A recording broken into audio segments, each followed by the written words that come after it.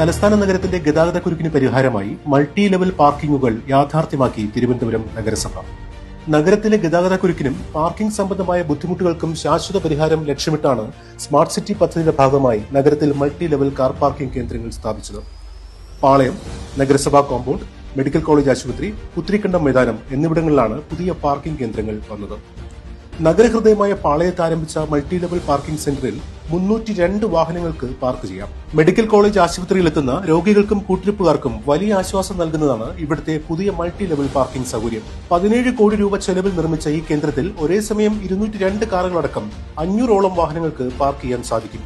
ഇത് ആശുപത്രിയിലേക്കുള്ള യാത്ര കൂടുതൽ എളുപ്പമാക്കുകയും റോഡരികിലെ അനധികൃത പാർക്കിംഗ് ഒഴിവാക്കാൻ സഹായിക്കുകയും ചെയ്യും. നഗരത്തിന്റെ മറ്റൊരു ഹൃദയഭാഗമായ പുത്തിരിക്കണ്ടം മൈതാനത്ത് 20 കോടി രൂപ ചെലവിൽ നിർമ്മിക്കുന്ന പാർക്കിംഗ് കേന്ദ്രം തമ്പാനൂർ, കിഴക്കേക്കോട്ട തുടങ്ങിയ സ്ഥലങ്ങളിൽ എത്തുന്നവർക്ക് ഏറെ പ്രയോജനകരമാകും. 250 കാറുകൾ പാർക്ക് ചെയ്യാൻ സൗകര്യമുള്ള ഇവിടെ ഇലക്ട്രിക് വാഹനങ്ങൾ ചാർജ് ചെയ്യാനുള്ള സംവിധാനവും ഒരുക്കിയിട്ടുണ്ട്. പാർക്ക് ചെയ്യുന്ന വാഹനങ്ങൾക്ക് പുറമെ മറ്റ് ഇലക്ട്രിക്കൽ വാഹനങ്ങൾക്കും ഇവിടെ ചാർജ് ചെയ്യാൻ സാധിക്കും. ഇത് നഗരത്തിന്റെ ആധുനികവും പരിസ്ഥിതി സൗഹൃദവുമായ വളർച്ചയ്ക്ക് കരുത്തേകും. ഇതിനു പുറമെ തമ്പാനൂർ റെയിൽവേ സ്റ്റേഷൻ 2ാം ഗേറ്റിന് എതിർവശത്തായി പവർ ഹൌസ് റോഡിൽ 19.47 കോടി രൂപയിലും ചാല വാണിയംകുളത്ത് 18 കോടി രൂപ ചെലവിലും നിർമ്മിക്കുന്ന 2 മൾട്ടി ലെവൽ പാർക്കിംഗ് കേന്ദ്രങ്ങൾ കൂടി നിർമ്മാണത്തിന്റെ അവസാന ഘട്ടത്തിലാണ്. സ്വകാര്യ വാഹനോപയോഗം വൻതോതിൽ വർദ്ധിച്ചുവരുന്ന ഇക്കാലഘട്ടത്തിൽ തിരുവനന്തപുരം നഗരസഭയുടെ ആധുനിക മൾട്ടി ലെവൽ പാർക്കിംഗ് കേന്ദ്രങ്ങൾ അഭിനന്ദനീയ മാതൃകയാണ്.